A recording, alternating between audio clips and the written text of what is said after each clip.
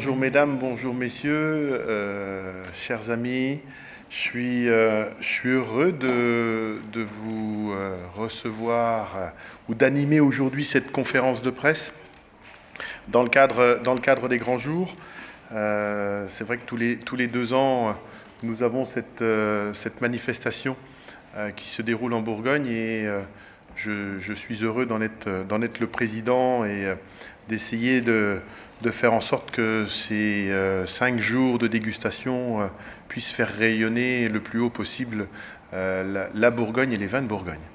Je ne vais pas m'éterniser, je vais juste vous donner quelques chiffres un petit peu sur l'édition 2024, puisque sans faire un scoop, mais on se dirige gentiment vers une très très belle édition, voire une édition record, puisque aujourd'hui, la semaine dernière, nous avions à peu près 2600 inscrits, donc visiteurs professionnels, donc je rappelle, public journaliste que vous êtes, mais aussi tout ce qui est professionnel du vin, importateur, distributeur, caviste, sommelier. Voilà un petit peu le public, donc 2600 inscrits, avec à peu près 130 journalistes, avec 27 nationalités différentes. Aujourd'hui, notre visitorat est à peu près de 59% d'étrangers et de 41% de Français, avec aujourd'hui 60 pays différents annoncés. Alors on verra le résultat. Habituellement, on est autour des 50 pays. Donc ça veut dire qu'il y a une dizaine de nationalités différentes et nouvelles par rapport aux éditions précédentes, avec bien entendu la France, mais aussi l'Italie, la Belgique et les USA. Donc on a aussi les Allemands, les Chinois et le Royaume-Uni, voilà pour les pays les plus représentés. Donc on a la chance aussi, c'est que cette édition, on voit revenir les pays asiatiques, puisque pour l'édition 2022, le Covid n'était pas terminé chez eux et n'avaient pas la possibilité de pouvoir se déplacer. Donc c'est vrai que sur cette édition 2024, on a cette chance de pouvoir les côtoyer dans nos dégustations. Pour ça, on a aussi pas loin de 1000 exposants, exactement 970 exposants, qu'ils soient viticulteurs ou négociants, qu'ils sont là sur les 13 manifestations et 13 dégustations, sur 10 lieux différents. Donc je vous rappelle, vous avez le petit roadbook qui reprend toutes les journées et toutes les destinations. Et à côté de ça, vous avez aussi 10 dégustations by night, donc des off, qui démarrent à partir de 17h à la fin du programme officiel de notre manifestation. Donc, et jusqu'à maintenant, c'est vrai qu'on a sur ce début de semaine le soleil qui nous accompagne. Et même si demain ils annoncent de la pluie, on aura quand même le soleil au niveau de la dégustation. Donc ça sera de beaux auspices pour cette manifestation. Donc en quelques chiffres malgré tout, mais je vais juste vous donner la tendance générale, c'est que on n'a pas fait de comparatif par rapport à 2022 puisque c'était quand même une année un peu particulière, mais entre la fréquentation de 2018 et la fréquentation de 2024 sur les premières manifestations que l'on vient de vivre entre lundi, hier et aujourd'hui, on a à peu près presque 40% d'augmentation de fréquentation entre l'édition 2018 et 2024. Donc moi je tire la conclusion, c'est qu'aujourd'hui la Bourgogne donne toujours envie et vous avez répondu présent pour venir déguster à la fois le dernier millésime, mais découvrir aussi peut-être de nouvelles appellations et de nouveaux viticulteurs ou négociants. Voilà. Dans les petites nouveautés, vous avez tous reçu un badge pour la manifestation, et ce badge-là vous pouvez l'utiliser pendant 1 an pour venir visiter les cités à Beaune. Donc on y reviendra après. François fera une plus large présentation de cela. Et vous avez aussi dans les petites nouveautés des cartes postales qui sont sur un présentoir à la sortie des manifestations. Et chaque jour, vous avez une carte postale différente. Donc vous avez la possibilité de faire une petite collection de 5 cartes postales sur des images bourguignonnes qui sont bien entendu en rapport chaque jour à la manifestation qui se déroule. Donc là, on a un paysage du Mâconnais pour aujourd'hui, par exemple. Donc voilà, si vous voulez vous faire plaisir et garder quelques images bourguignonnes, profitez-en. Donc voilà un petit peu. Donc c'est vrai que cette édition, elle promet beaucoup. Donc on espère, on vous redonnera les chiffres définitifs à la fin de la semaine, mais je pense qu'on va garder cette dynamique jusqu'au bout de la semaine. Donc je vais pas aller plus loin. Je vais laisser la place à François pour continuer la partie présentation en amont sur le marché.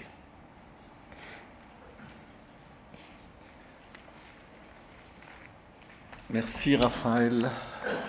Merci de votre présence. Vous êtes nos ambassadeurs, nos relais. Et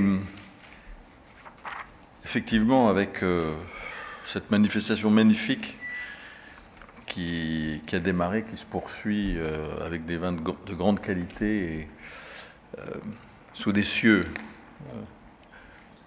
agréables, un ciel bleu, température. Alors bon, on craint peut-être que la nature n'aille un peu trop vite et que le froid annoncé ne crée postérieurement quelques dégâts. Mais parlons du millésime 2023.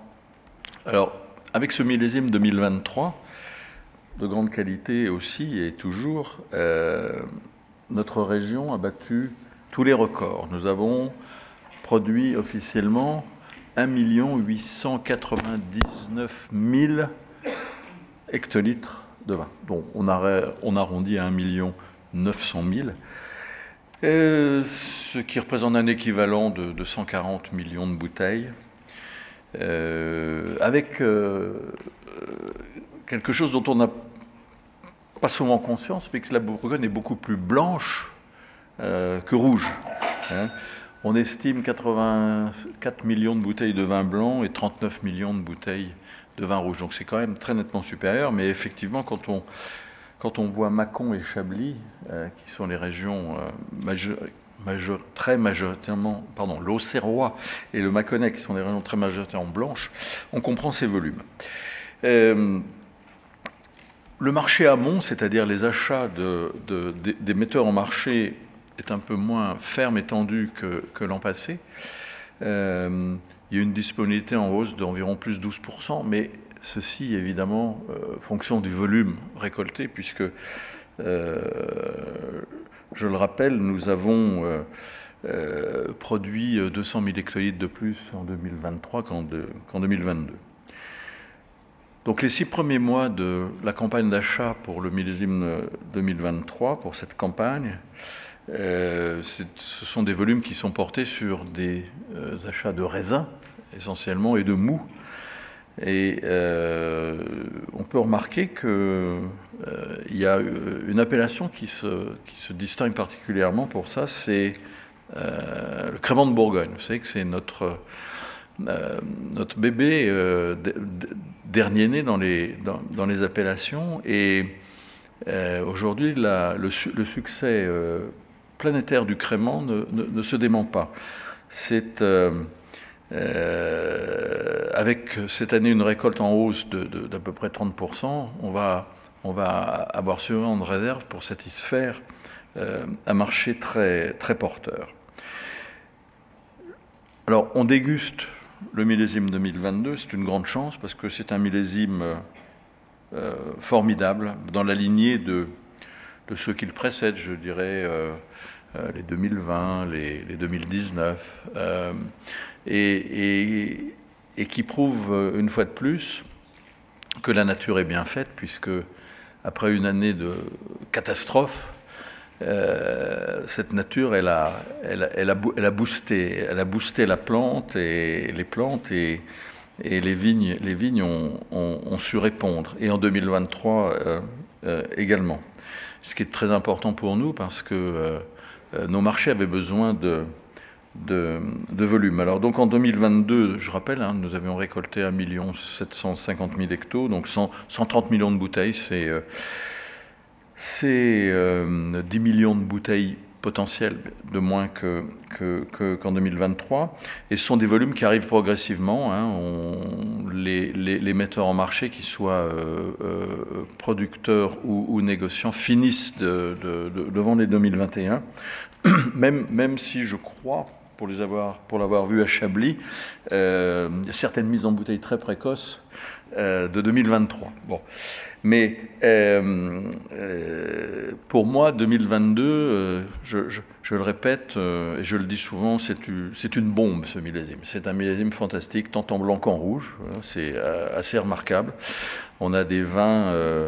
on a des vins de plaisir, on a des vins élégants. Dans les pinots noirs, il ne faut jamais oublier que la typicité du pinot, c'est l'élégance et la finesse. Et bien 2022, nous produisons des vins élégants et plein de finesse. Une finesse qui ne veut pas dire faiblesse, mais qui veut dire une palette aromatique assez extraordinaire. Et c'est ce qui nous distingue de beaucoup d'autres cépages. Le pinot noir, c'est un cépage extrêmement séduisant et qui plaît à tous. Bon, quant au chardonnay, bien évidemment, personne n'oublie qu'il est bourguignon. Et je le rappelle souvent, chardonnay, c'est un village dans le Mâconnais. Donc le Mâconnais, c'est la Bourgogne. Et là aussi, on a des vins qui sont superbement d'une pureté parfaite, qui sont superbement mûrs, charmeurs, et dans le Mâconnais, Sylvain, notre directeur général, m'a arraché à un stand du Mâconnais, et je ne pouvais pas quitter, parce que les vins que j'y dégustais étaient tellement bons que c'était un crève-cœur de partir. Mais je vais y retourner tout de suite. Voilà. Laurent va prendre le relais sur les plans économiques, puis je reviendrai vous parler de notre bébé sur 3 sites, à savoir la Cité des climats et des vins. 1, 2. N'ayez pas peur, nous répondrons à toutes vos questions en fin de prestation. Comme ça sera le plus simple pour tout le monde. Merci François, merci Raphaël. Mesdames, Messieurs, bonjour. Donc très heureux à mon tour de passer ce petit moment avec vous, de vous parler des marchés, de la situation économique un petit peu plus en détail. Alors vous verrez dans votre dossier qu'on on a intitulé cette conférence de presse « La Bourgogne a toutes les cartes en main ». Et ça peut paraître paradoxal, mais je le pense réellement. Les conditions sont favorables, elles sont réunies, même si effectivement en ce moment nous traversons, et nous avons traversé ces derniers temps, une période un petit peu plus mouvementée, mais nous avons toutes les cartes en main pour toute une série de raisons qui ont été en partie déjà expliquées par François. Nos vins ont le vent en poupe, ils sont séduisants, et enfin, et c'est aussi une des raisons du succès de ces grands jours avec le nombre d'exposants et le nombre de visiteurs, enfin, après pratiquement une décennie où nous avons été de façon chronique en déficit, en manque de vin permanent, enfin, nous avons maintenant des stocks qui vont nous permettre de faire face à la demande avec ces millésimes 2022 et 2023. Vous avez vu, le temps est magnifique, le printemps est là, et quand on est heureux de se retrouver, tout le monde est... On sent la joie dans l'air, et le printemps, c'est aussi la promesse de l'avenir, et je pense qu'on peut dire la même chose, effectivement, de la période qui vient pour la Bourgogne, même si on est conscient, effectivement, du fait qu'il faut qu'on se prenne en main, qu'il faut qu'on fasse attention. On nous a reproché notamment le prix de nos vins, etc. On a beaucoup travaillé, c'est lié à toute une série de raisons, mais notamment effectivement ce déficit chronique de vin de ces dernières années, toutes choses qui sont en train de s'arranger. Donc je suis raisonnablement optimiste, et même un peu plus que raisonnablement, pour les temps qui viennent. Alors, au-delà de ça, nous vivons en Bourgogne, et pas seulement nous, c'est valable pour l'essentiel de la planète vin, des temps qui sont un petit peu difficiles, qui sont relativement mouvementés. Il y a eu beaucoup d'évolutions, et on est en fait dans une période, on est entré dans une période d'hétérogénéité, de temps changeant, d'à-coups, en quelque sorte, pour toute une série de raisons. Des raisons à la fois macroéconomiques. On a connu la période du Covid, on a connu effectivement les surstocks qui étaient liés au manque de consommation à cette époque, puis une consommation un petit peu effrénée qui a vidé nos stocks et qui a fait que nos distributeurs, nos importateurs ont voulu reconstituer leurs stocks sur tous les marchés mondiaux. Dans le même ordre d'idée aussi, la consommation évolue, on va en parler. Les jeunes générations ne consomment pas de la même manière que leurs parents. Le consommateur évolue, c'est ce que je viens de dire, et nos conditions de production évoluent aussi énormément. Si on regarde les 10 dernières années, c'est une hétérogénéité de production extrêmement importante. Ça a été rappelé, François l'a dit, on est passé de 2021, qui était le plus faible millésime en volume depuis 1984, j'ai regardé, donc depuis 37 ans, à 2023, qui est le record absolu de production. On a de plus en plus d'accidents liés au dérèglement climatique qui amènent la production, les producteurs, les négociants, à changer leur façon de travailler, à changer leur vision. Je vais en parler, bien sûr, en termes de réaction, notamment par rapport à ce dérèglement climatique, mais même ne serait-ce qu'en termes de gestion, tout simplement. On est obligé maintenant, d'anticiper les faibles récoltes. Quand on a une récolte importante, il faut la stocker, il faut constituer des stocks pour pouvoir couvrir les récoltes plus faibles qui ne manqueront pas d'arriver et qui sont arrivées dans les dernières années. Ça change complètement la façon de réfléchir les choses, y compris en termes de gestion, y compris en termes financiers. Il faut financer ces stocks. À la viticulture, on finance ce qu'on appelle les avances aux cultures. Les négociants financent leurs stocks, ils ont besoin de stocks pour pouvoir travailler. Et tout ça dans un contexte où les taux d'intérêt ont considérablement augmenté. Ils sont passés de taux d'intérêt qu'on avait l'habitude de payer à 1%, 1,5%, à 4,5%, 5%, ce qui joue sur la rentabilité des exploitations et ce qui concerne tout le monde. Alors, on a parlé déjà des volumes, je ne vais pas y revenir, de 2021, 22, 23. Ce millésime 2023, que vous découvrirez peut-être pas encore cette année, mais prochainement, est un beau millésime aussi. C'est un millésime où on a fait le plein. Donc ça, c'est une très bonne nouvelle. Peut-être quelques mots sur sa répartition. Entre les blancs et les rouges, pas de gros changements par rapport à d'habitude. C'est 59% de la production du millésime 2023 qui a été faite en blanc, 27% en rouge. Par contre, une petite augmentation des créments. On est à 13% de créments sur la production 2023, ce qui montre à la fois le dynamisme de cette catégorie, mais aussi, ça rejoint ce que je disais à l'instant, les créments, l'élaboration des créments demande du temps, la prise de mousse, le vieillissement sur latte, etc. Et donc, quand on a une belle récolte et qu'on est producteur de créments, il faut stocker pour faire face à ce cycle de production et aussi à ces années qui ne manqueront pas d'arriver, qui seront plus faibles dans l'avenir, puisque c'est ce qu'on a connu depuis une dizaine d'années. Les sorties de propriété, alors ce qu'on appelle les sorties de propriété, c'est en gros ce que la viticulture met sur le marché. La viticulture, elle commercialise ses produits de deux façons. Une partie, vin en vrac ou mou et raisin, vendu au moment de la vendange, vendu au négoce, et une partie vendue directement en bouteille par tous les domaines que vous pouvez rencontrer à l'occasion de ces dégustations. Ces sorties de propriété sont en hausse avec le millésime 2023. On est à plus 8% en ce qui concerne les vracs. Je parle des vracs essentiellement. Donc les vracs sont à plus 8% par rapport à 2022. Et ces vracs qui intègrent les raisins et les mous représentent 67% des volumes totaux de sortie. La différence, donc 32,7%, c'est ce qui est vendu en bouteille par la viticulture. Alors c'est un taux qui est très élevé. il est en progression. Alors les sorties, pardon, mous et raisins, ce qui concerne uniquement les mous et raisins vendus à la vendange par les viticultures au négoce, sont en augmentation de 14,9% et représentent depuis le début de la campagne 71% des vins commercialisés. 71% des vins commercialisés entre la viticulture et le négoce l'ont été sous forme de mous et de raisins, ce qui est le record absolu. Ce qui montre d'abord qu'il y avait également du disponible, donc la viticulture a été disposée à vendre plus de mous et de raisins, permettant au négoce de reconstituer également ses stocks, mais ce qui montre aussi que le négoce bourguignon est de plus en plus vinificateur et souhaite acheter de plus en plus de mous et de raisins.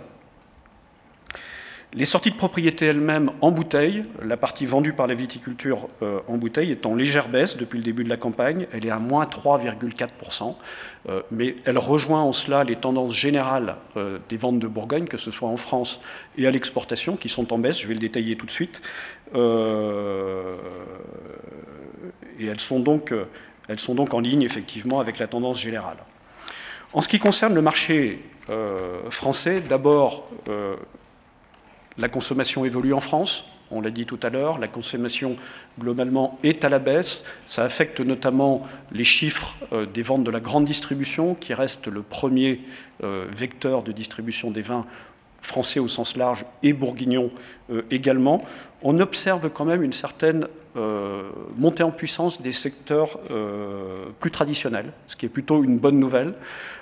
On est soumis effectivement à des évolutions des modes de consommation avec de plus en plus de jeunes consommateurs qui consomment différemment de leurs parents, qui consomment de façon plus occasionnelle, peut-être des vins de meilleure qualité, ce qui nous convient très bien en Bourgogne.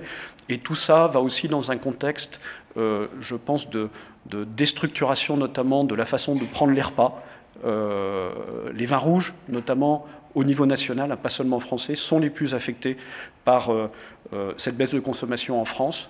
Et les vins rouges, ce sont des vins qui se consomment pendant les repas. Les blancs, les rosés, les créments, ça se consomme facilement en apéritif. Les rouges, plus pendant les repas.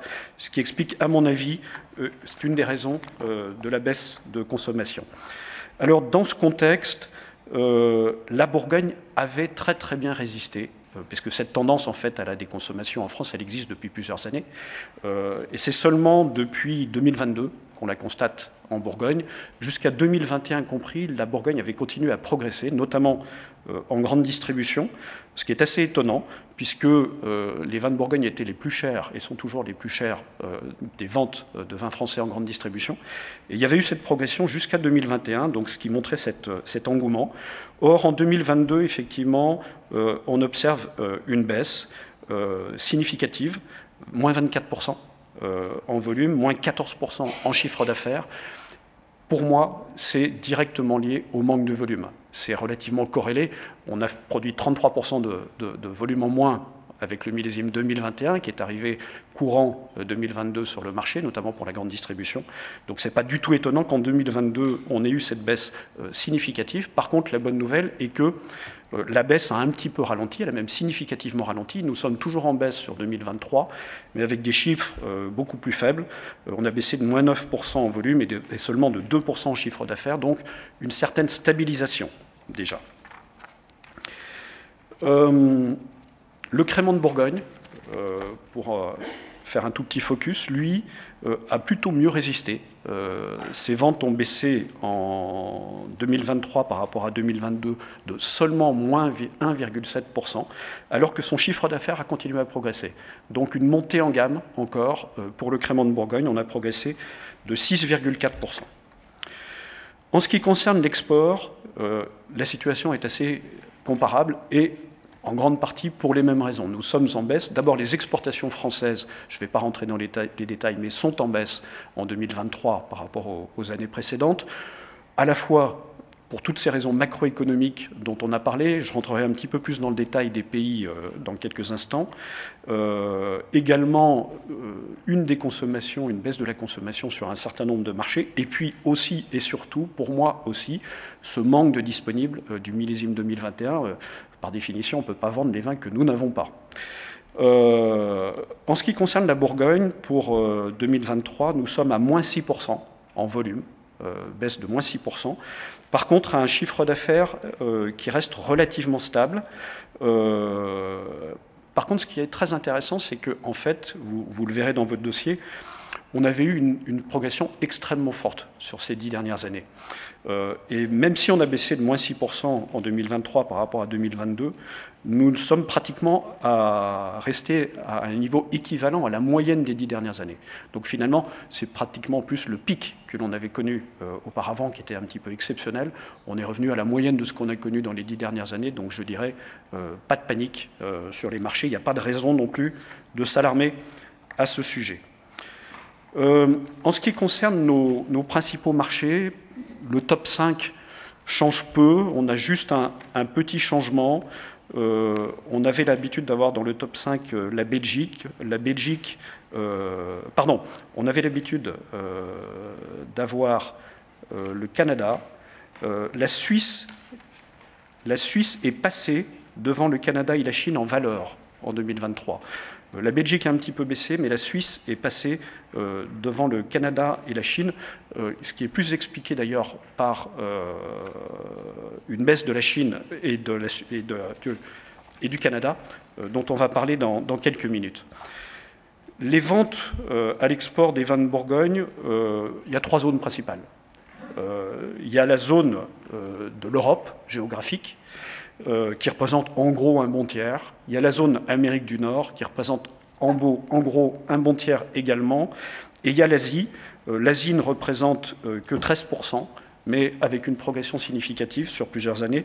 Et puis surtout, 13% du volume, mais 22% de la valeur. Ce qui montre que nous vendons des produits très valorisés en Asie et nous continuons à croire à l'avenir des marchés asiatiques. Petit focus sur quelques pays, le Royaume-Uni. Le Royaume-Uni, je l'avais déjà dit l'année dernière, c'est la divine surprise. On était tous très inquiets avec le Brexit, avec la situation économique, l'inflation, le pouvoir d'achat, etc. Au Royaume-Uni, après la sortie de l'Union européenne, et puis bien entendu, pour les mêmes raisons macroéconomiques que ce qu'on connaît dans la zone euro, le Royaume-Uni se maintient incroyablement bien, compte tenu du contexte, puisque nous ne sommes qu'à moins 4,6% en volume, encore une fois, avec toutes les conditions que j'ai expliquées, et le peu de disponible en millésime 21, et plus 0,7% en valeur. Donc une stabilité assez étonnante du Royaume-Uni. Petit focus aussi, la Belgique, j'en ai parlé, plus 2% en volume et 5,9% en valeur. La Suède, nous avons baissé en Suède en 2023, alors que nous avions beaucoup progressé les dernières années, ce qui était dû notamment beaucoup au Chablis. Ceci dit, la Bourgogne confirme quand même malgré tout, malgré une baisse de 10% en volume et 8,5% en valeur, la Bourgogne confirme sa position de premier vignoble sur le marché suédois. Donc il reste quand même une affection particulière des Suédois pour la Bourgogne. En ce qui concerne l'Amérique du Nord, les États-Unis, qui restent notre premier marché, sont en baisse en volume, pratiquement à la stabilité en valeur, très peu de baisse en valeur, 0,3%, par contre moins 5,7% en volume. Le marché américain est un marché qui est très soumis aux à-coups. Beaucoup d'à-coups aux États-Unis. Pendant la période Covid, les importateurs, vous savez qu'il y a toute une chaîne aux États-Unis qui est très longue, puisque nous avons des importateurs qui vendent à des grossistes, qui vendent à des détaillants, qui vendent aux consommateurs. Et à tous les niveaux, chacun est tenté de réagir à la situation économique en stockant et en accélérant ses achats quand il y a des périodes de crainte, effectivement, sur les approvisionnements. C'est ce qui s'est passé pendant le Covid, c'est ce qui s'est passé aussi en sortie de Covid, où on avait des problèmes de logistique, le coût de l'approvisionnement avait énormément augmenté, et on avait beaucoup de difficultés à trouver des containers, donc tous les importateurs américains ont fait beaucoup de stocks. Ils sont entrés maintenant dans une période plutôt de déstockage, il faut bien qu'ils vident leur stock, donc ce qui explique en partie nos chiffres à la baisse. Et puis, ce n'est pas dans les chiffres que vous avez là, mais les 2 derniers mois, depuis le début 2024, sont plutôt positifs. Les exportations semblent être relativement bien reparties aux États-Unis. D'aucuns disent même que ce serait dû à une anticipation des élections américaines. Si jamais Trump repasse, on a tous peur effectivement du retour des taxes et certains importateurs feraient un petit peu de stock. Bon. J'ai un petit peu de doute sur l'explication, mais je me contente de regarder les chiffres. Le Canada a pas mal baissé, moins 14% en volume et en valeur aussi. C'est dû en grande partie dans les provinces à monopole, le Québec et l'Ontario, à une perte d'un certain nombre de listings. Le Québec en particulier n'accepte pas les hausses de prix de plus de 5% par an, c'est leur politique. Or, avec le millésime 2021, nous avons été obligés d'augmenter les prix de façon plus importante que ça, et il y a un certain nombre de produits qui sont sortis, nous l'espérons de façon temporaire, du marché, parce que leur hausse de prix dépassait ce qui est autorisé par la province du Québec. En ce qui concerne l'Asie, quelques mots. Le Japon est en baisse, en volume, mais reste relativement stable en valeur. Ça reste notre troisième marché, un marché où nous savons que les consommateurs sont très amateurs de vin de Bourgogne. Et Hong Kong et la Chine, également en baisse, avec des chiffres à peu près équivalents, moins 11% en volume, moins 5% en valeur, dû particulièrement à la Chine continentale. On connaît tous les difficultés que rencontrent d'ailleurs pratiquement tous les pays exportateurs de vin à l'heure actuelle sur la Chine. Ça sera à suivre de près pour l'avenir. Voilà ce que je tenais à vous dire en ce qui concerne les marchés, en ce qui concerne la France et l'export. Je vais vous dire quelques mots maintenant sur notre politique carbone, la politique carbone du BIVB. Je voudrais partir d'un exemple, en fait. Nous voyons le temps qu'il fait en ce moment, ce temps, ces températures qui sont extrêmement douces, tous les arbres qui sont en fleurs. D'ici 10 à 15 jours, on va commencer à avoir des premiers débourrements en Bourgogne, une année encore tout à fait précoce. Les viticulteurs, les producteurs vivent ça dans leur quotidien. Les viticulteurs et les producteurs sont aux premières loges pour ressentir les effets du réchauffement climatique, du dérèglement climatique dans leur façon de travailler. Et j'en veux pour preuve qu'au BIVB, nous avons un pôle technique d'excellence qui fait de la recherche et du développement au service de l'ensemble de la filière. Le BIVB, l'équipe technique, gère à l'heure actuelle à peu près 66 projets techniques de recherche et de développement qui sont des projets qui ne sortent pas de nulle part, en fait. Ces projets, ce sont des émanations du terrain, des producteurs eux-mêmes qui nous disent « Nous constatons nous avons un certain nombre de sujets, nous aimerions que le BIVB se saisisse du matériel végétal, de certains porte-greffes qui dépérissent, voire qui ne supportent pas le climat plus chaud et plus sec, je pense au 3309 par exemple, également de certains clones ou de certaines lignées végétales qui sont de plus en plus précoces, qui nous amènent des vendanges de plus en plus tôt, des rendements qui sont à la baisse, de plus en plus de dépérissement. Nous aimerions aussi que le BIVB se saisisse des techniques culturales. Nous avons besoin de faire évoluer nos techniques culturelles puisqu'il fait plus chaud. On a besoin de développer, par exemple, plus d'enherbement dans les vignes. On a besoin d'avoir plus de matière organique et de fixer plus d'eau dans les sols de manière à faire face aux périodes de sécheresse. Nous aimerions que le BIVB regarde aussi les méthodes de vinification en conditions plus chaudes, en conditions plus sèches, avec des acidités qui sont plus basses, avec des richesses en sucre qui sont plus élevées. Ça concerne également l'élevage, ça concerne également la mise en bouteille. Donc tout ça, effectivement, toute une série de remontées du terrain qui demandent au BIVB de se saisir de ces sujets techniques. Sur ces 66 projets techniques suivis par le BIVB à l'heure actuelle, 2 tiers sont liés au réchauffement climatique. Ce qui montre à quel point, effectivement, celui-ci est réel et est perçu et senti dans leur quotidien par les producteurs bourguignons. Quand on travaille sur tous ces projets, en fait, on travaille sur l'adaptation. Adapter nos cépages, adapter nos façons de travailler, adapter nos méthodes culturelles à la réalité de ce dérèglement climatique, mais on ne travaille pas sur les causes. Et on se doit également d'avoir une action sur les causes. Et qu'est-ce qu'on peut faire en ce qui concerne les causes? On le sait tous, la cause du dérèglement climatique, elle est connue, c'est l'augmentation des émissions de gaz à effet de serre. Alors la difficulté quand on parle d'émissions de gaz à effet de serre, c'est que c'est très difficile à percevoir à l'échelle individuelle. Chacun se dit, à mon niveau, je suis un petit opérateur. Vous savez qu'en Bourgogne, nous avons des exploitations familiales, artisanales, taille moyenne 8 hectares, donc de petites exploitations. Et chacun se dit, je suis bien seul, je suis bien petit, je ne peux pas faire grand-chose à mon niveau. Et c'est là que je rappelle effectivement, j'allais dire, le symbole, la parabole du colibri.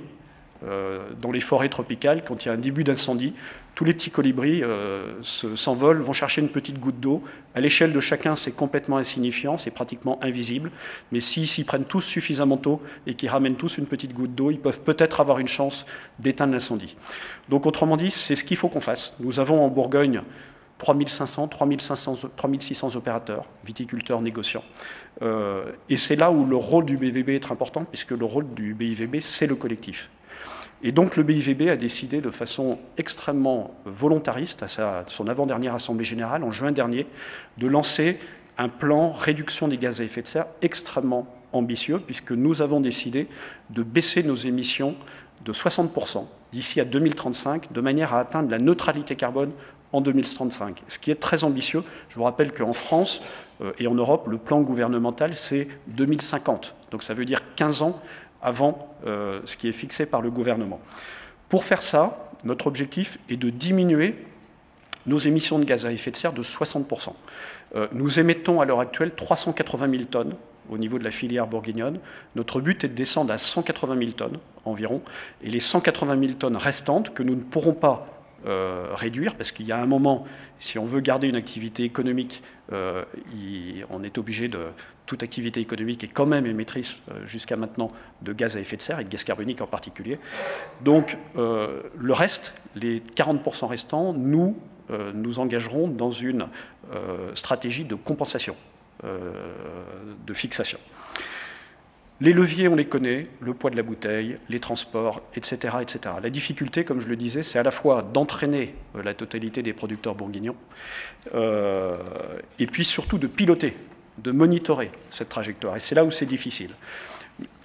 Alors d'abord, cette stratégie de réduction des gaz à effet de serre, on y a travaillé depuis 4 ans, 5 ans.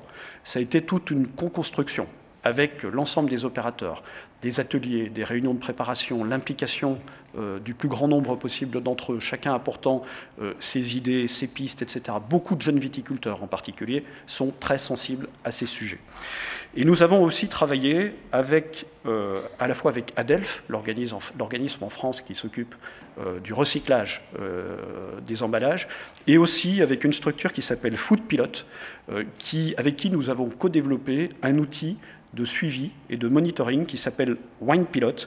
Et Wine Pilot sera à la disposition des opérateurs bourguignons à partir de début avril, donc dans quelques jours. Qu'est-ce que c'est que Wine Pilot? Wine Pilot, c'est un outil, une plateforme Internet qui va permettre à chacun de faire son micro-bilan carbone à l'échelle de son exploitation, de piloter, de définir quelles sont ses trajectoires pour réduire ses émissions de gaz à effet de serre, de les valider, et qui permettra ensuite, de façon collective, à l'interprofession, de suivre la trajectoire globale et de voir effectivement quels sont les leviers qui sont le plus utilisés par les opérateurs bourguignons ou ceux qui, à l'inverse, sont peu mobilisés, de manière ensuite, nous, à pouvoir pousser et apporter des solutions encore plus importantes pour pouvoir travailler sur la totalité des leviers. Ce que je vous propose, c'est de regarder une petite vidéo qui explique très bien où nous en sommes et cet outil.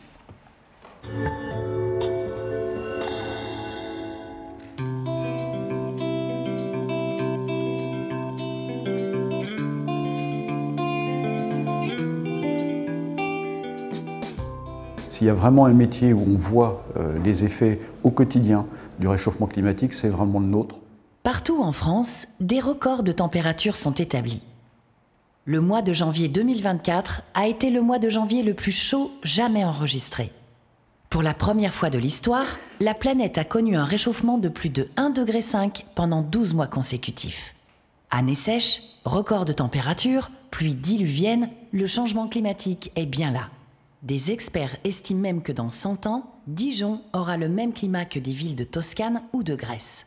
Pour limiter le changement climatique et conserver une planète habitable, la seule solution est de limiter nos émissions de gaz à effet de serre. Valérie Masson-Delmotte l'expliquait lors de Vinosphère 2023. Si on veut réussir à limiter le réchauffement, il faut limiter le cumul des émissions à venir, ça veut dire les diminuer fortement. Et la bonne nouvelle, c'est que si on arrive, nous, humains, à avoir des émissions égales à 0 net de CO2, dans ce cas-là, il n'y aurait quasiment pas de réchauffement supplémentaire. Donc c'est vraiment entre nos mains. La filière des vins de Bourgogne s'est fixé un objectif ambitieux, avec une trajectoire de diminution des gaz à effet de serre de 60% d'ici 2035 et une stratégie de compensation des émissions résiduelles. Dans ce cadre, l'interprofession des vins de Bourgogne a lancé le projet Objectif Climat, avec l'appui d'Adelph. On s'engage pour une période extrêmement longue. C'est à nous de prendre des décisions qui vont non seulement impacter, mais qui vont mobiliser nos enfants, peut-être nos petits-enfants, probablement plus loin que ça, les générations qui suivront. L'heure est donc bien à l'action. Ici, en Bourgogne, comme ailleurs, l'ensemble des territoires se mobilise. En partenariat avec Adelph et WinePilot, le BIVB met à disposition une plateforme numérique pour que chaque acteur de la filière des vins de Bourgogne puisse piloter sa stratégie de décarbonation. Concrètement, l'outil permet aux 3800 exploitations, coopératives et négociants bourguignons de calculer leur empreinte carbone et de suivre les actions de décarbonation mises en œuvre. L'outil est simple et pédagogique. Son accès se fait directement via l'extranet du BIVB. Après avoir complété le questionnaire, vous disposerez d'un tableau de bord spécifique à votre entreprise. Vous pourrez aussi vous positionner par rapport aux autres entreprises de votre secteur géographique. La plateforme évalue également les capacités de stockage de carbone dans vos parcelles viticoles et dans les surfaces attenantes à votre exploitation. Grâce à cet outil, notre filière pourra piloter collectivement la stratégie de réduction de notre empreinte carbone pour atteindre l'objectif de moins 60% à l'horizon de 2035. Le carbone, c'est l'affaire de tous. Rejoignez-nous sur l'espace extranet du BIVB.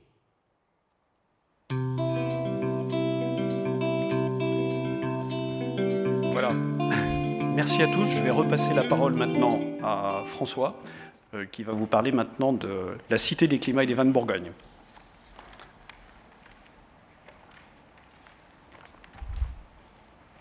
Merci Laurent.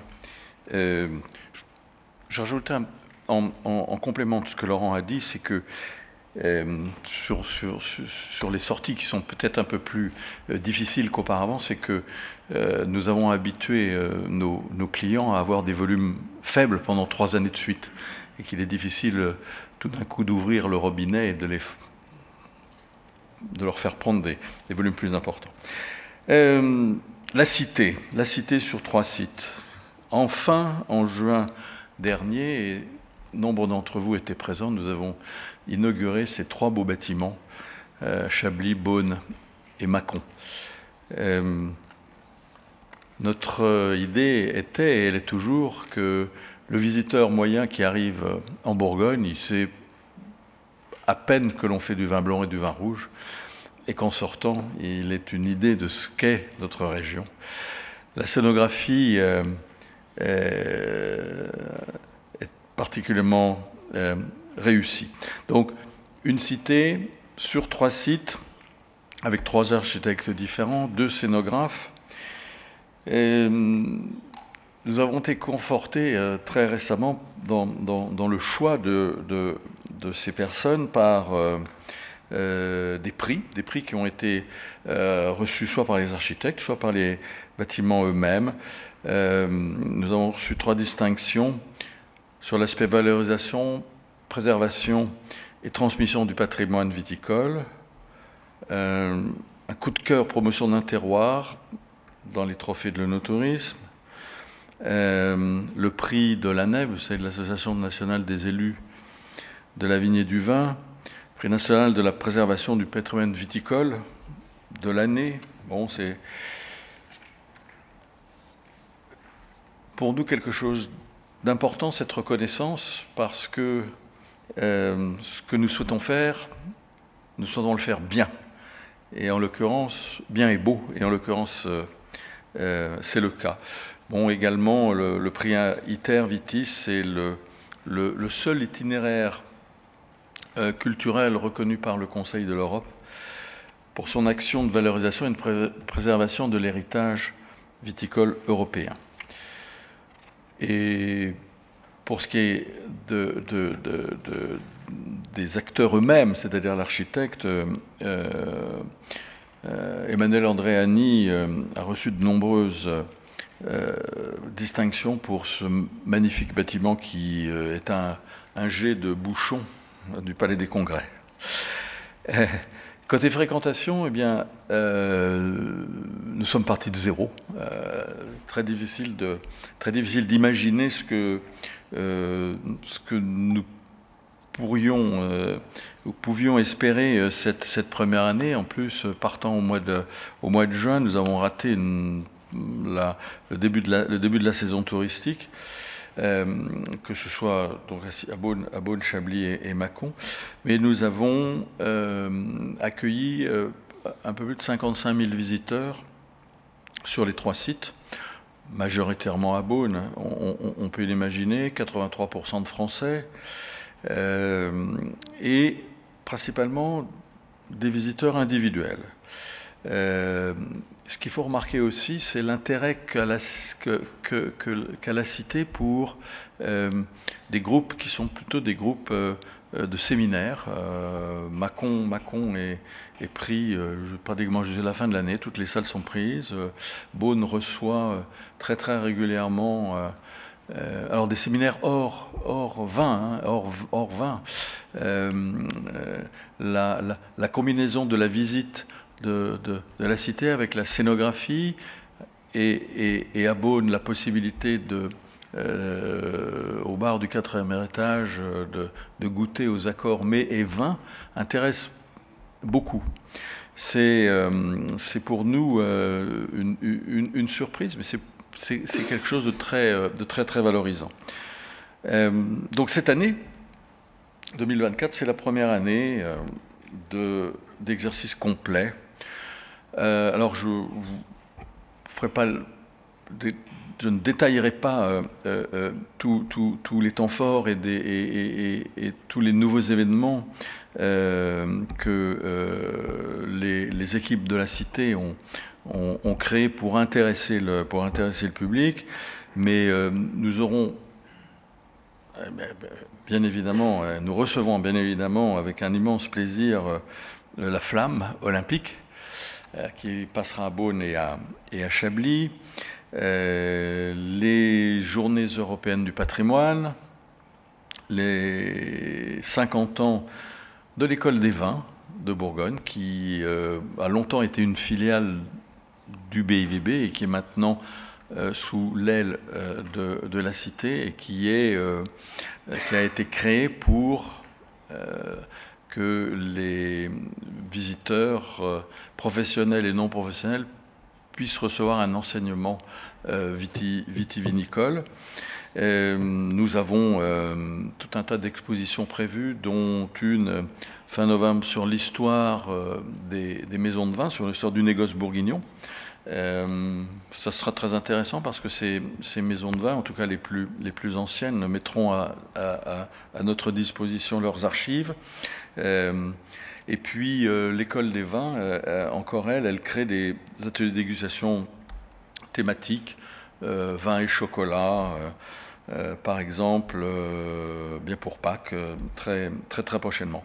Et puis quelques améliorations pour Beaune, puisqu'il est prévu d'installer des tables d'orientation sur la terrasse, tables d'orientation qui permettront de mieux localiser les villages et les vignes. Ça, ce sera à partir du mois de juin.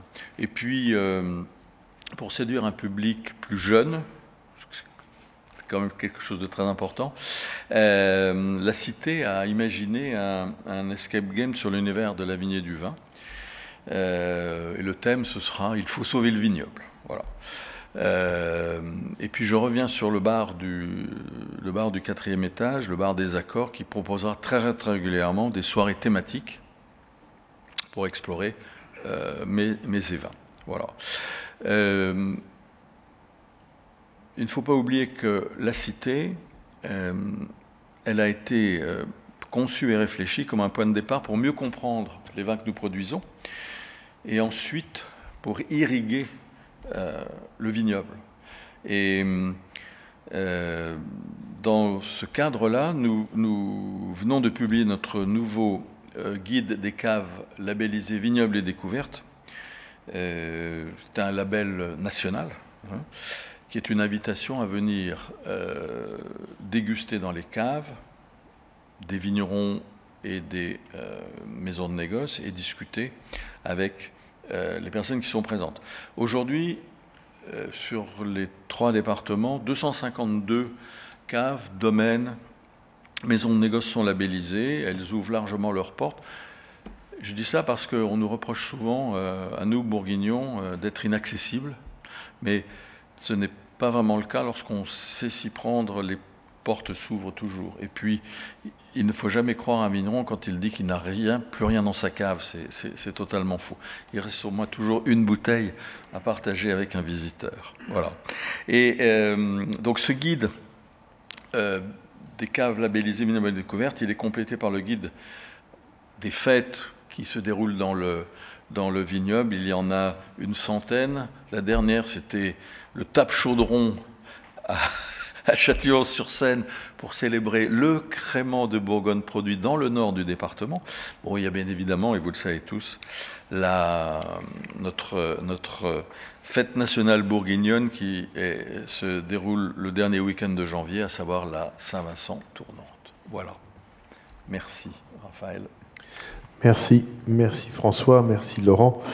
Je crois qu'on va passer à une petite séance des questions-réponses. Alors, est-ce qu'on commence par la salle? On commence par... Donc j'ai une première question pour Laurent, qui nous est posée par Vitisphère. Quelles sont les perspectives sur les marchés? La Bourgogne peut-elle gérer de passer d'un manque de vin à une relative abondance sans affecter la valorisation et son attractivité? C'est une excellente question. Je pense qu'on en saura un tout petit peu plus à la fin de la semaine, puisque ces grands jours de Bourgogne en sont un test, en quelque sorte, puisque effectivement on présente des 2022, les 2023 vont suivre. Moi, je dirais que la réponse est déjà dans le nombre de visiteurs, c'est-à-dire que manifestement, on l'a vu aussi pour ceux d'entre nous qui ont participé aux salons professionnels comme Vinexpo, Wine Paris, ou comme Provine, qui sont des salons qui se sont étonnamment bien réalisés pour les Bourguignons.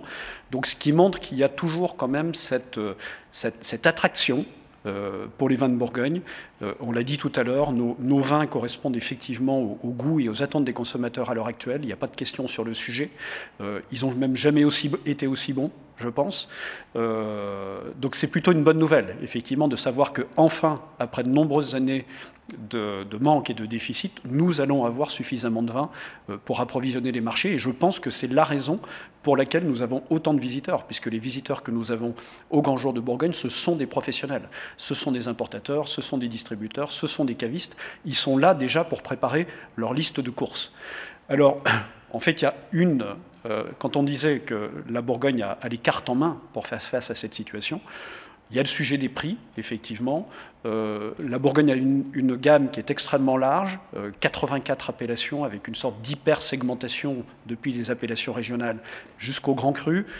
Certains vins paraissent inaccessibles, bien sûr, les grands crus, quelques très beaux premiers crus. Je rappelle que les grands crus, c'est 1% de la production bourguignonne. Pour tout le reste, nous avons une offre qui représente, je pense, de très bons rapports qualité-prix. Et je suis absolument convaincu que ces bons rapports qualité-prix vont être encore meilleurs dans les temps qui viennent. Donc je pense que la clé est là. C'est une transition douce vers des prix peut-être un tout petit peu plus raisonnables qui vont permettre à chacun de trouver son bonheur. La bonne nouvelle aussi, c'est qu'on a de très beaux millésimes en termes de qualité.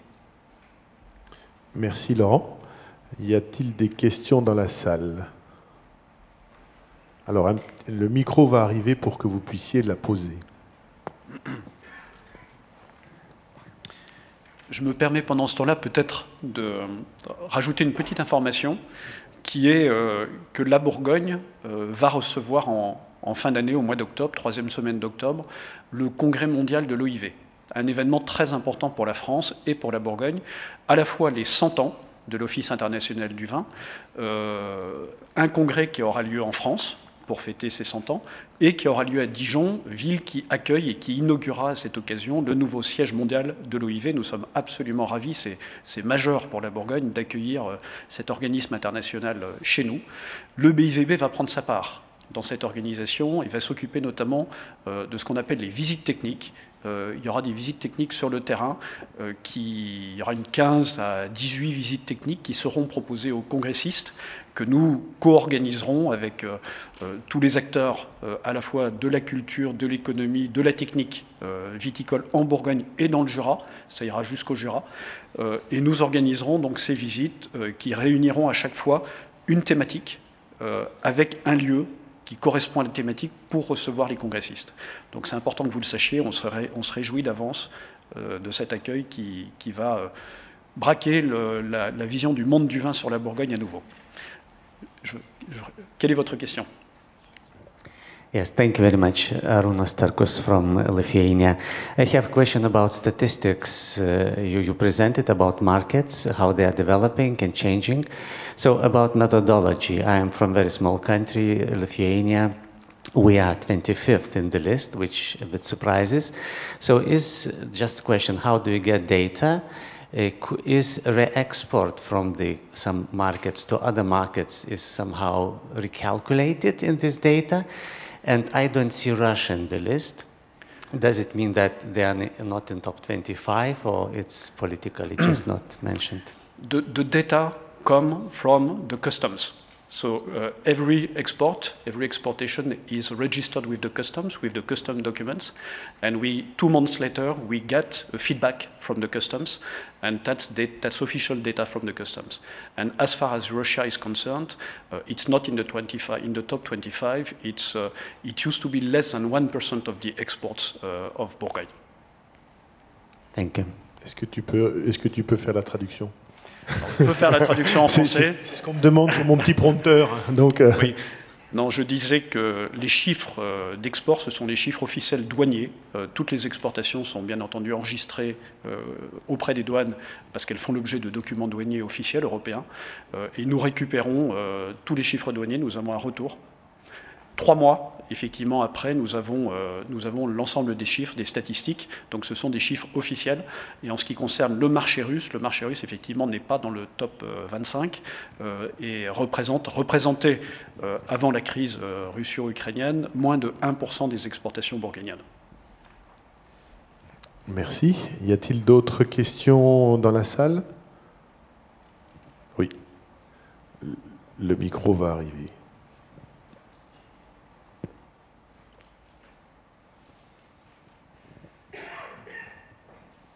Merci. Alexis Capellaro pour Bourgogne Magazine. L'exercice, j'en ai conscience, vous oblige à passer du coq à l'âne un petit peu, mais je reviens sur le projet Wine Pilot. Le petit clip vidéo qu'on a vu mentionne bien que le carbone est l'affaire de tous, effectivement. Est-ce que d'autres vignobles français sont concernés par cette initiative ou la Bourgogne est seule à bord? Je pense notamment aux interprofessions concernées par Canopée, par exemple. Alors, pour Canopée, François pourra peut-être dire un petit mot. Pour les autres vignobles français, nous ne sommes pas les premiers à nous lancer dans une expérience de décarbonation. Bordeaux s'est lancé bien avant nous, et c'est notamment basé sur l'expérience bourguignonne que nous avons décidé de mettre en place ce système de monitoring, parce que Bordeaux n'avait pas le monitoring et nous a dit à quel point c'était difficile pour eux de piloter la trajectoire. Maintenant, ce qui est très intéressant, c'est que cet outil, Wine Pilot, développé avec nous, les autres régions françaises, les autres interprofessions sont en train de s'en saisir. Et il y a de fortes chances que ça devienne l'interface principale pour beaucoup d'interprofessions et beaucoup de régions françaises pour piloter effectivement leur trajectoire de décarbonation. Est-ce que tu as, sur la Champagne, est-ce que tu as des informations? J'ai pas entendu, Alexis. Pour Canopée? Non, je pensais par exemple aux interprofessions comme la Bourgogne, c'est allié à d'autres interprofessions sur Canopée. Je pensais qu'il en était possiblement de même pour ce projet Wine Pilot. Oui, alors non, pour le projet Wine Pilot, il est exclusivement bourguignon. Canopée, c'est effectivement l'association de la Bourgogne, de la Champagne et du Beaujolais. Et du Jura, oui, à moindre mesure, pour produire des prémultiplicateurs Un des gros problèmes que nous rencontrons aujourd'hui, Bourgogne et même le vignoble français, c'est vieillissement et dépérissement. Alors vieillissement, il est toujours très difficile d'arracher des vignes, surtout quand on a des toutes petites parcelles et de toutes petites récoltes, parce qu'on perd entre 5 et 7 années de récolte suivant l'arrachage. Et puis le dépérissement, on s'aperçoit effectivement que les vignes sont de moins en moins résistantes à différentes maladies, même si la vigne est très résiliente et qu'elle s'adapte bien aux nouvelles conditions, surtout de chaleur. Les problèmes de sécheresse, qui sont ceux qu'on craint le plus, hein. Les problèmes de virose, les problèmes de maladies induites par des insectes, la flavescence dorée, etc., nous conduisent à l'interprofession, Laurent en a parlé tout à l'heure, qu'on nous conduise au pôle technique à être très vigilants et essayer d'avoir un petit coup d'avance là-dessus. Mais il y a des projets qu'on ne peut pas réaliser seul, parce qu'on n'a pas nécessairement les finances, et puis parce qu'il vaut mieux combiner les compétences techniques. Et le pôle technique champenois est un pôle technique qui possède justement beaucoup de compétences. Comme vous le savez, cette serre insect-proof, alors étanche aux insectes, je préfère, étanche aux insectes, est construite en Champagne, et nous bénéficierons à terme tous des plants qui seront produits. Alors ce sont, petite précision, ce qu'il faut savoir, c'est que le vignoble bourguignon est composé à 50% de sélection massale et à 50% de sélection clonale. Donc ce projet Canopée concerne uniquement la sélection clonale pour le moment. Mais il est prévu de développer quelque chose pour la sélection massale. Voilà. Merci. Avez-vous d'autres questions? Oui, devant moi. Tiens, tenez.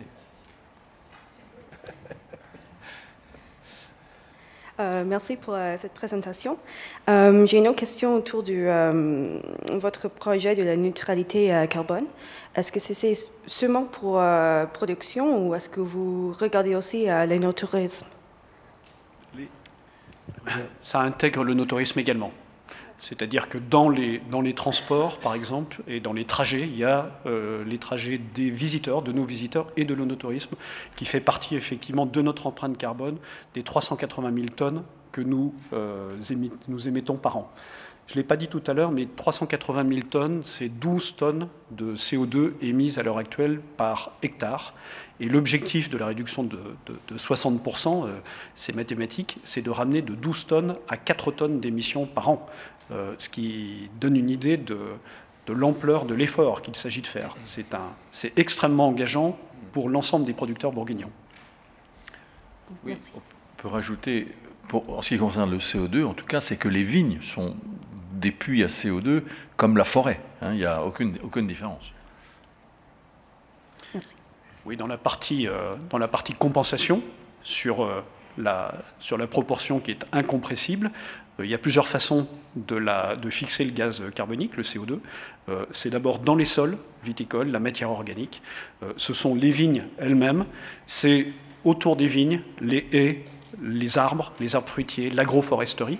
Et puis, en dernier ressort, ce sont les bois et les forêts qui sont au-dessus de nos villages viticoles, à l'intérieur de nos territoires. Nous souhaitons faire ça et nous avons calculé que nous pouvons le faire à l'échelle de nos territoires sans partir ailleurs.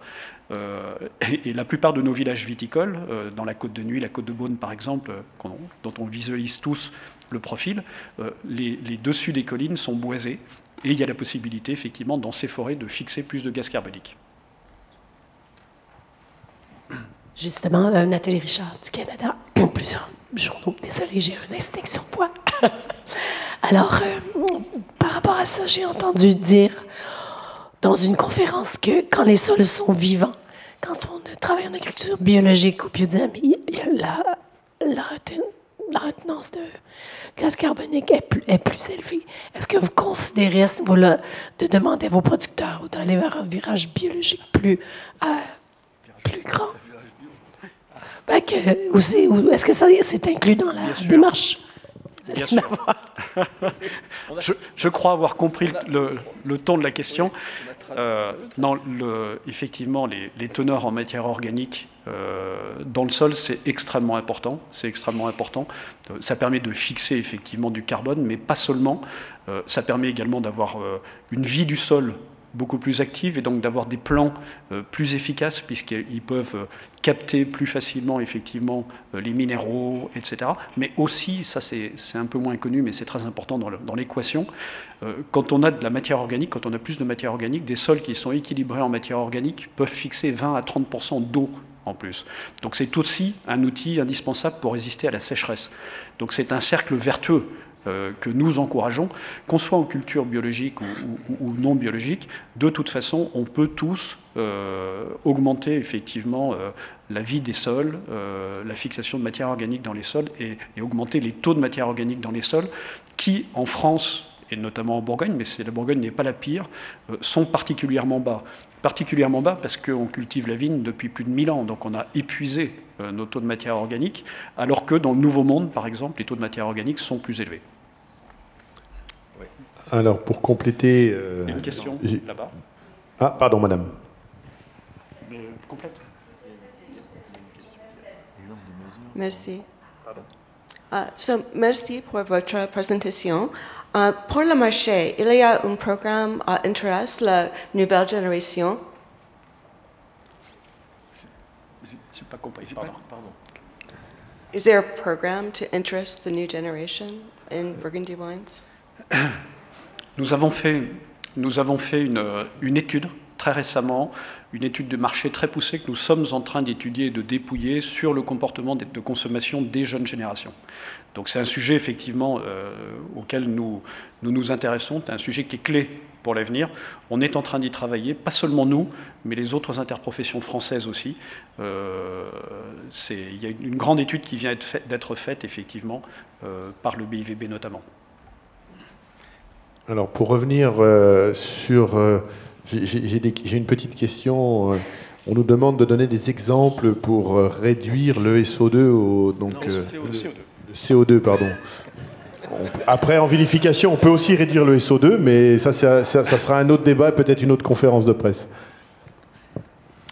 Oui, on a bien identifié les différents leviers. D'ailleurs, dans vos documents, vous les retrouverez. Il y a un graphique extrêmement bien fait avec la trajectoire.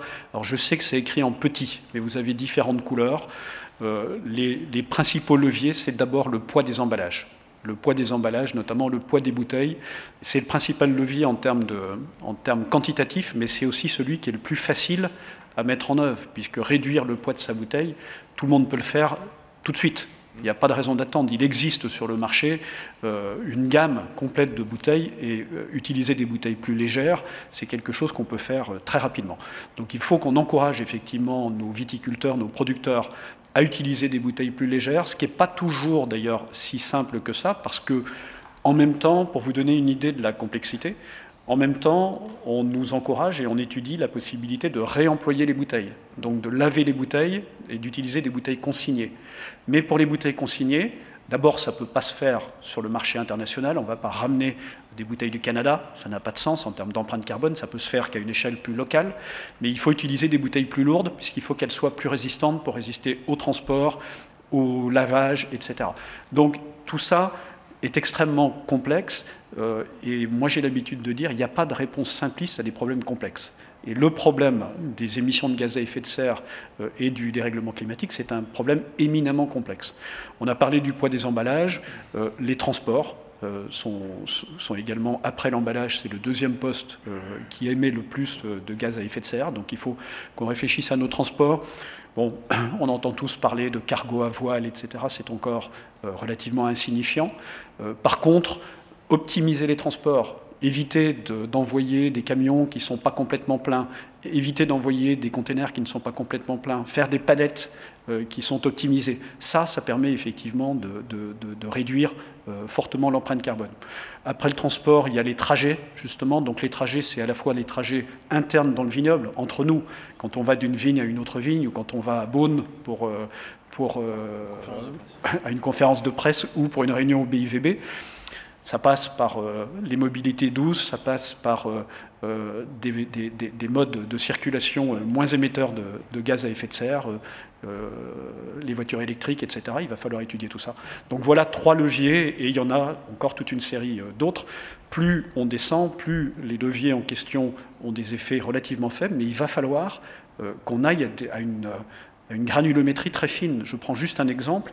On est en train de regarder, par exemple, une application qui est une sorte de blablacar professionnel et qui permet aux employés de différentes exploitations d'un village de se coordonner, puisque certains peuvent habiter à Dijon, d'autres peuvent habiter à Beaune et travailler à Vougeot. Eh bien, ils peuvent peut-être venir ensemble au travail le matin et retourner ensemble le soir. Tout ça, voilà, ça va être très faible en termes d'impact sur les émissions de gaz à effet de serre, mais encore une fois, pas de réponse simpliste à des problèmes complexes. Ça sera immanquablement une panoplie extrêmement large de solutions. Et le rôle d'ailleurs du BIVB, ça va être un rôle de ressources, ça va être de proposer ces solutions et d'expertiser ces solutions. Parce qu'on sait aussi qu'on va nous proposer, on nous propose déjà parfois des solutions un petit peu farfelues, si vous voulez. Donc le rôle du BIVB sera de dire, oui, telle piste, telle solution pour tel sujet, nous l'avons expertisé, c'est valable, et nous encourageons la profession à se lancer dans sa mise en place. Et notre interface, WinePilot, dont nous avons parlé, va être l'interface principale entre les viticulteurs et l'interprofession, et va permettre de transmettre ces informations et à chacun de visualiser, de piloter, de simuler sa trajectoire et de voir où on atterrit. Et nous aurons de façon anonyme, nous aurons les remontées, levier par levier, si vous voulez, et on verra s'il faut encourager encore plus et trouver des solutions pour réduire encore plus le poids des bouteilles. On a, au niveau de l'interprofession, on a un certain pouvoir. 140 millions de bouteilles, quand on va voir les fabricants de verre, les verriers, on peut discuter avec eux. Ça représente quelque chose sur le marché. C'est le rôle de l'interprofession, c'est-à-dire que il va falloir que chacun se saisisse de ce sujet de façon individuelle, mais il y a tout un travail collectif, et c'est notre rôle à l'interprofession que de s'y atteler. Oui, je rajouterais que notre région est microscopique à l'échelle mondiale, et à l'échelle mondiale du vin et à l'échelle de la planète. 33 000 hectares de vignes, ça n'est rien, mais les acteurs que nous sommes les premiers concernés par ces problèmes, et c'est bien pour ça que nous avons décidé de les prendre à bras-le-corps, et je pense que c'est un signe qui est intéressant, et notre souhait, c'est que d'autres pans de l'économie s'y intéressent vraiment.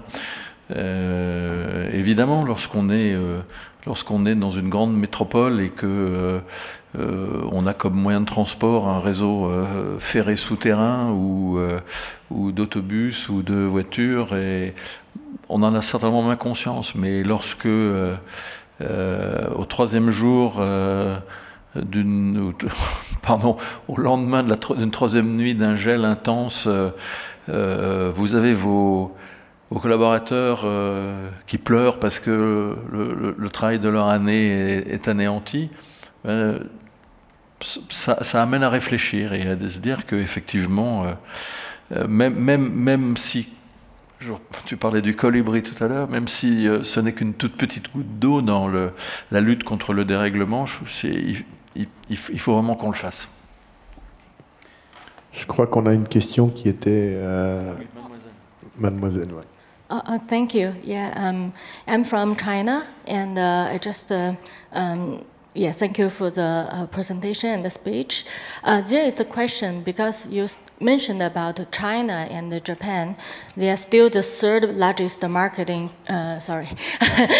Largest market for Burgundy, but it's like both dropped. But actually, for China, the Burgundy still have the bigger potential, and even for the generation now and the young generation, Burgundy is still the most popular wine region in China. So any marketing campaign or any like motivative activities try to push the China market or even the Asian market in the future? Thank you. nous sommes tout à fait conscients que le marché chinois reste, non seulement reste, mais est un des marchés d'avenir pour le monde du vin et pour la Bourgogne, même si effectivement on a vu un certain ralentissement depuis 2 ans, qui est lié à la sortie du Covid et à des modes de consommation qui ont un peu évolué. On sait effectivement qu'il y a une très grande appétence pour les vins de Bourgogne et le style bourguignon de la part des jeunes consommateurs. On est obligé de travailler en Bourgogne avec une certaine allocation de moyens. On n'a pas des budgets extensibles à l'infini. Et la stratégie qui a vraiment été décidée depuis 3 ans environ, c'est de mettre l'accent sur les sujets techniques, de manière à trouver justement toutes ces réponses au dérèglement climatique. Et ça nous a amené à réduire les budgets de communication et de marketing. En fait, la réflexion toute simple que l'on s'est faite, c'est la suivante. Si dans 20 ans, 30 ans ou 50 ans, nous ne sommes plus à même de produire du vin, ce n'est pas la peine de faire de la communication et du marketing.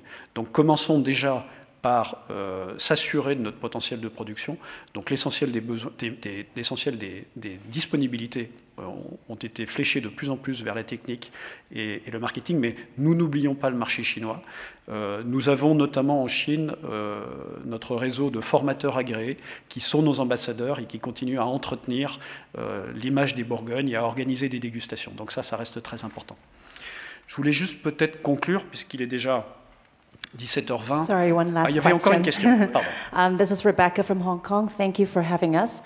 I'm curious if you're aware of any estates or domains they're using any AI technology in the vineyard as well as the wine cellar or the winery. Thank you. It's a very interesting question because it seems now that oui, pardon. C'est une question très intéressante parce qu'effectivement, on a l'impression que l'intelligence artificielle va être capable de tout faire. L'intelligence artificielle, je pense, dans notre métier, on le voit, elle peut aider au niveau commercial. Il suffit d'écrire ChatGPT, produis-moi une fiche technique pour le Chauray des Beaunes blanc 2021 du domaine du bois, et on va avoir une fiche technique absolument parfaite. Bon, ça va faciliter les choses. Pour tout ce qui est de la production, c'est quand même autre chose. On sait que pour ce qui est de la taille de la vigne, c'est quand même un geste assez important. L'intelligence artificielle aide aujourd'hui à mieux comprendre comment tailler un pied de vigne pour les employés qui commencent ce travail. Ensuite, eh bien, faire du vin, c'est comme faire de la cuisine. Ce qui est important, c'est l'ingrédient, c'est-à-dire le raisin. Et ensuite, eh bien, c'est le chef, c'est-à-dire le vigneron, le vinificateur, qui va de lui-même, par son expérience, je ne pense pas que l'intelligence artificielle dépasse l'expérience, qui va produire ce vin. Ça me fait une très bonne transition pour ma conclusion. Effectivement, la Bourgogne, pour moi, est le modèle ultime de la viticulture durable, puisque nous faisons du vin en Bourgogne depuis pratiquement 1800 ans, avec une démarche qualité qui est attestée depuis 12 siècles à peu près, et nous sommes toujours là. Ce qui montre que nous avons trouvé un équilibre entre notre production, le contexte naturel, les gens, les hommes qui font ce travail. Et toute la question, en fait, c'est de maintenir cet équilibre. Nous avons en Bourgogne une viticulture qui est une viticulture artisanale, donc avec le facteur humain que nous revendiquons, même si ça peut entraîner parfois quelques petits défauts. Mais je rappelle par exemple qu'un timbre de collection, ce qui fait sa rareté, c'est quand vous avez un tout petit défaut, par exemple, dans la découpe. C'est ça qui fait sa rareté. Donc, je n'espère pas qu'on fasse un jour des vins avec l'intelligence artificielle en Bourgogne, parce que je trouve qu'il faut revendiquer cette patte humaine, même si ça vaut sur certains vins d'apporter quelques petits défauts, mais qui sont des défauts typiquement humains. Et donc nous avons ce modèle de viticulture artisanale, familiale. Son défi maintenant, c'est de réussir cette transition vers les décarbonations, après s'être adapté au long de tous ces siècles, avec le phylloxéra il y a 150 ans, avec justement une viticulture de plus en plus respectueuse de l'environnement, de plus en plus biologique. C'est la responsabilité de la Bourgogne pour l'avenir, et j'ai grande confiance que nous y réussirons. Merci.